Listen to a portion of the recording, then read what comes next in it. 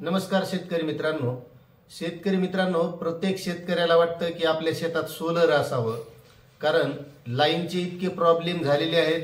एकतर व्होल्टेज नसतं आणि ज्या वेळेस आपल्या शेताला पाणी द्यायचं अशा वेळेस लाईन टिकत नाही.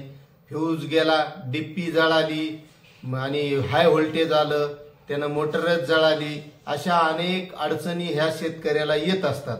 आणि मग प्रत्येक शेतकऱ्याला वाटतं की जर सोलर पंप आपल्या विहिरीवर असेल तर आपण दिवसाच कोणत्याही वेळेला म्हणजे दिवसातल्या कोणत्याही वेळेला आपण शेताला पाणी देऊ शकतो. त्यामुळे प्रत्येक शेतकऱ्याला आता वाटायलंय की सोलर हे आपल्याकडे असलं पाहिजे. आणि जे अटल कृषी पंप होते 1 आणि 2 आणि मुख्यमंत्री सौर पंप, तर त्यामध्ये इतक्या शेतकऱ्यांनी अर्ज भरले आणि त्याची आता खूप वेटिंग लिस्ट चालू आहे. आता ते काही लवकर मिळत नाहीत. आणि ज्या वेळेस याची सुरुवात झाली होती सौर पंपाची, त्यावेळेस बऱ्याच शेतकऱ्यांनी काय केलं की अर्ज भरले, पैसे भरायची वेळ आली तर नेमका त्यावर भरोसाच बसणं गेला. कारण सूर्यावर कुठं मोटर चलती का? मग एवढी लाईन लागती त्या मोटरला, कशी चलन, विहिरीतून कसं एवढ्या उंच पाणी फेकन, पाईपलाईनवर चलन का, असे शेतकऱ्यांच्या मनामध्ये शंका होत्या. पण काही शेतकऱ्यांनी डेअरिंग केली, पैसे भरले आणि त्याचा खेळ जमला. खेळ असा जमला की कवा मस्त दिवसात गेले की आपलं बटन दाबलं की पाणी, मोबाईलवरून फोन लावला की लगे मोटर सुरू आणि पाणी. मग जेव्हा हे सुरू झालं तेव्हा बाकीच्या शेतकऱ्याच्या लक्षात आलं की अरे सोलर पंपची भानगड लय नंबर 1 आहे.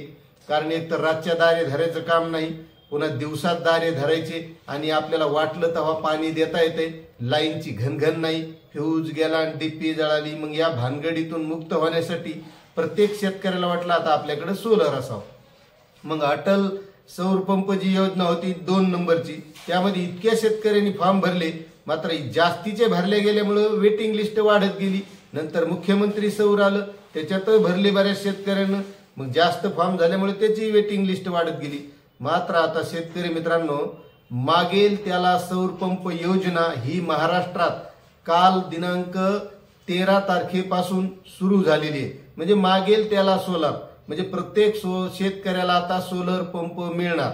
मग आता सोलर पंप मिळणार म्हणल्यावर एकदम आनंदाची गोष्ट आहे. आणि त्याचबद्दल आपण आजच्या व्हिडिओच्या माध्यमातून यासाठी पात्रता काय असणार आहे, कोणत्या शेतकऱ्याला मिळणार आहे, मग यासाठी किती HP ची मोटर मिळणार आहे, मग या अगोदर जे अर्ज भरले ज्यांना मिळाले त्यांना पुन्हा मिळणार का, मग याबद्दल आपण सविस्तर माहिती आजच्या व्हिडिओच्या माध्यमातून बघणार आहोत.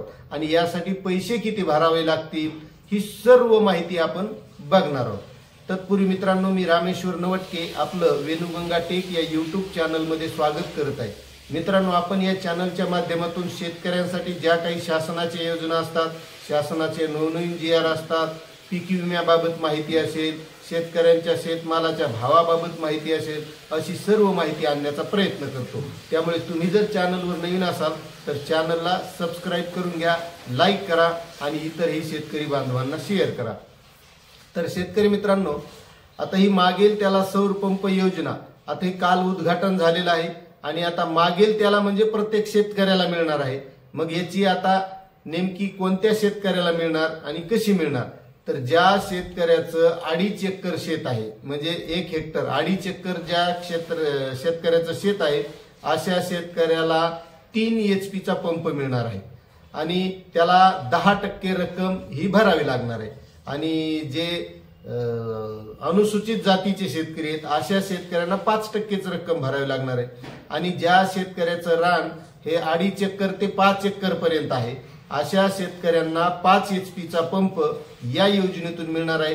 त्या शेतकऱ्याला सुद्धा 10%च रक्कम भरावी लागणार आहे. आणि अनुसूचित जमातीचा जर शेतकरी असेल तर त्या शेतकऱ्याला 5% भरावं लागणार आहे. आणि ज्या शेतकऱ्याची जमीन 5 एकरच्या वर आहे तर त्या शेतकऱ्यांना 7.5 HP चा पंप या योजनेमधून मिळणार आहे. त्या सुद्धा शेतकऱ्याला 10% रक्कम भरावी लागणार आहे. आता मित्रांनो, समजा एखाद्या शेतकऱ्याचं जमीन ही 7.5 एकर किंवा 10 एकर आहे, 5 एकरच्या वर आहे, आणि अशा शेतकऱ्याला जर कमी HP चा पंप घ्यायचा असेल तर तो घेऊ शकणार आहे. म्हणजे समजा एखाद्याची 5 एकर जमीन आहे आणि त्याला 3 HP चाच घ्यायचा आहे तर तो घेऊ शकणार आहे. पण ज्या शेतकऱ्याची जमीनच 2.5 एकर आहे किंवा 2.5 एकरच्या आत आहे, अशा शेतकऱ्याला जर 5 HP चा घ्यायचा तर तशा शेतकऱ्याला घेता येणार नाही. आणि आता मित्रांनो राहिला प्रश्न, मग या अगोदर ज्या शेतकऱ्यांना मिळालेले आहे अटल सौर पंप योजनेतून 1 किंवा 2 मधून किंवा मुख्यमंत्री सौर पंप योजनेतून ज्या शेतकऱ्यांना मिळाला आहे, तर अशा शेतकऱ्यांना या योजनेमध्ये लाभ मिळणार नाही. मात्र ज्यांना या मागच्या योजनेमधून मिळालं नाही अशा शेतकऱ्यांना या योजनेमध्ये नक्कीच लाभ घेता येणार आहे. आणि मित्रांनो महत्वाचं, ज्या शेतकऱ्याकडे विहीर जरी नसली त्या शेतकऱ्याच्या शेताच्या जवळून जर एखादा नाला ओढा वाहत असेल आणि त्या ओढ्याला हमखास पाणी राहत असेल किंवा तिथं थांबत असेल किंवा तिथं एखादा बंधारा केलेला असेल, तर अशा बंधाऱ्याच्या माध्यमातून त्याला त्या वाहत्या ओढ्यावर हे सौर पंप योजनेतून सौर पंप घेता येणार आहे. आता काही शेतकऱ्यांना घेता येणार नाही, तर कोणत्या, तर जलसंधारणचं जे एखादा तलाव झालेला आहे की जो साठवण तलाव आहे, अशा तलावावर मोटर टाकून सौर पंपची पाणी घेता येणार म्हणजे त्या शेतकऱ्याला सौर पंप घेता येणार नाही.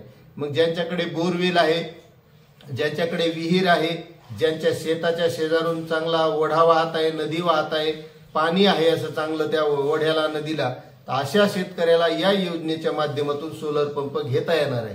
आता याचं काल उद्घाटन झाल्यामुळे आता यापुढे ती वेबसाईट कार्यान्वित होईल आणि यासाठी काय कागदपत्र लागणार, कोणती पुन्हा काही पात्रता लागणार का, याबद्दलची माहिती आपण पुढच्या व्हिडिओमध्ये घेणार आहोत.